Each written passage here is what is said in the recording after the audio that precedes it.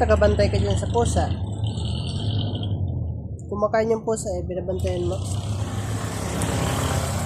Makaagawan? Ha? Bantay mo si Panda. Makaagawan ng iba.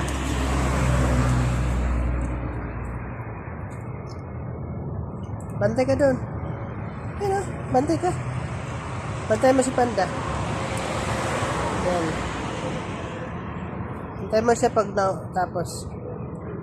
Sa'yo na yung tira. Bait naman ni Whitey. Binabantayan si Panda habang kumakain. Good morning guys. Alas 5 na ng madaling araw.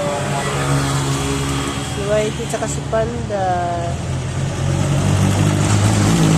Nakabantay si Whitey.